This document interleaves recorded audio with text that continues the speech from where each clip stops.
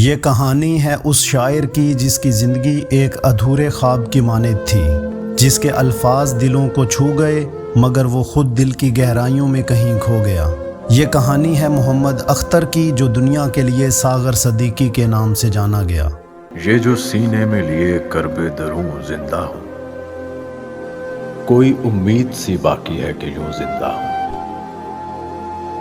شہر کا شہر تماشائی بنا بیٹھا ہے اور میں بن کے تماشائے جنوں زندہ ہوں۔ کیا بتاؤں تجھے اسباب جیے جانے کے، مجھ کو خود بھی نہیں معلوم کہ کیوں زندہ ہوں۔ اپنے ہونے کی خبر کس کو سناؤں ساغر، کوئی زندہ ہو تو میں اس سے کہوں زندہ ہوں۔ محمد اختر 1928 میں امبالہ کے ایک متوسط خاندان میں پیدا ہوئے۔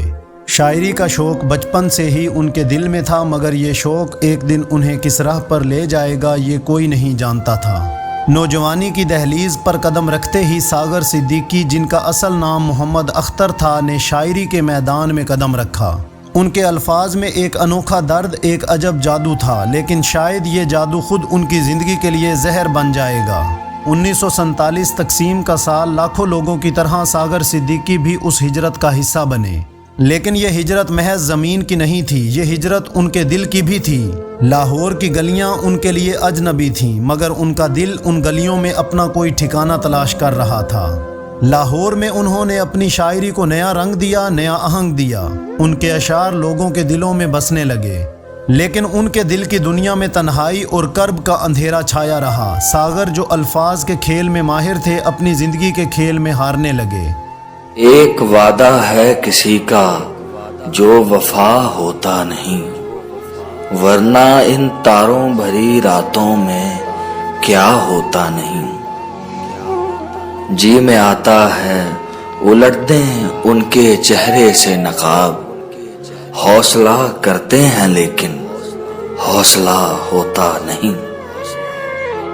شمع جس کی آبرو پر جان دے دے جھوم کر، وہ پتنگا جل تو جاتا ہے فنا ہوتا نہیں۔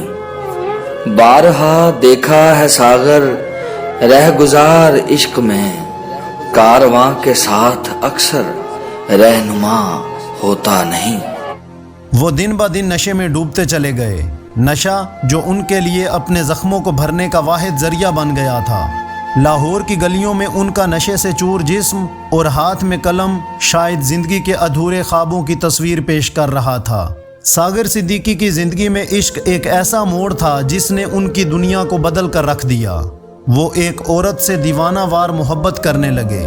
ان کا ہر شعر، ہر نظم اس عورت کی محبت کا عکاس تھی، لیکن یہ محبت جو ان کی شاعری کی روح تھی، ان کے لیے ایک لامتناہی درد بن گئی۔ پھر ایک دن وہ عورت ان سے ہمیشہ کے لیے بچھڑ گئی۔ ساغر صدیقی کے لیے یہ لمحہ ان کی زندگی کا سب سے بڑا صدمہ تھا۔ وہ شخص جو لوگوں کے دلوں میں بسنے کے لیے لکھتا تھا، اب اپنے ہی دل کے زخموں سے لڑ رہا تھا۔ اس صدمے نے انہیں نشے کی جانب دھکیل دیا۔ وہ شاعر جو اپنے الفاظ سے دلوں کو چھو لیتا تھا، اب الفاظ کے سامنے ہار ماننے لگا۔ نشہ ان کی زندگی کا حصہ بن گیا، ایک ایسا حصہ جو ان کے وجود کو دن بہ دن کھوکھلا کرتا جا رہا تھا۔ اس دور میں ساغر نے اپنی ایک مشہور غزل لکھی، جس میں ساغر کہتے ہیں: آج روٹھے ہوئے ساجن کو بہت یاد کیا، اپنے اجڑے ہوئے گلشن کو بہت یاد کیا۔ جب کبھی گردش تقدیر نے گھیرا ہے ہمیں، گیسوئے یار کی الجھن کو بہت یاد کیا۔ شمع کی جوت پہ جلتے ہوئے پروانوں نے ایک تیرے شعلہ دامن کو بہت یاد کیا۔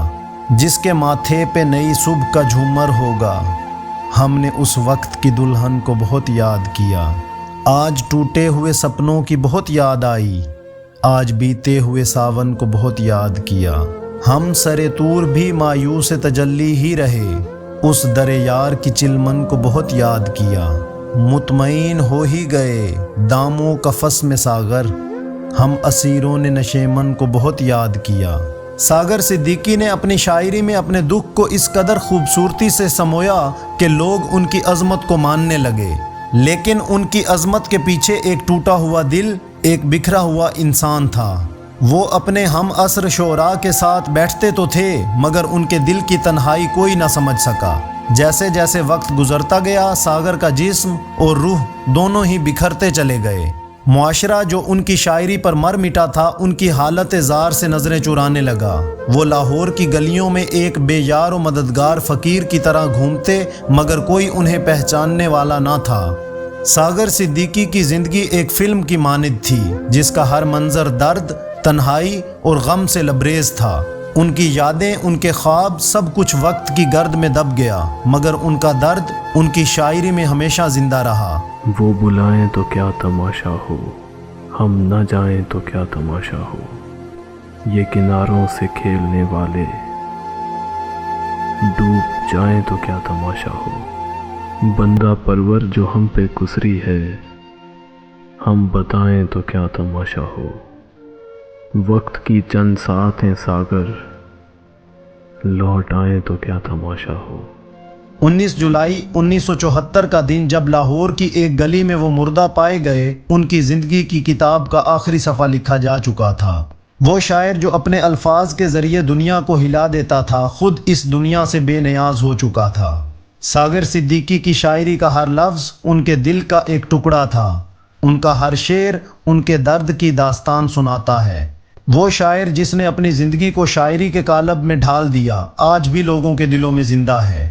ساگر صدیقی کی قبر پر آج بھی لوگ آتے ہیں، ان کے اشعار کو پڑھتے ہیں اور سوچتے ہیں کہ وہ شخص جس نے اپنی شاعری سے دنیا کو مسحور کیا اپنی ہی زندگی میں کیوں اتنا بے یار و مددگار رہا۔ ساگر صدیقی کی کہانی ایک یاد دہانی ہے کہ کبھی کبھی سب سے زیادہ چمکنے والا ستارہ بھی اندھیرے میں کھو جاتا ہے۔ ہے دعا یاد مگر حرف دعا یاد نہیں، میرے نغمات کو انداز نوا یاد نہیں، ہم نے جن کے لیے راہوں میں بچھایا تھا لہو، ہم سے کہتے ہیں وہی عہد وفا یاد نہیں، زندگی جبر مسلسل کی طرح کاٹی ہے،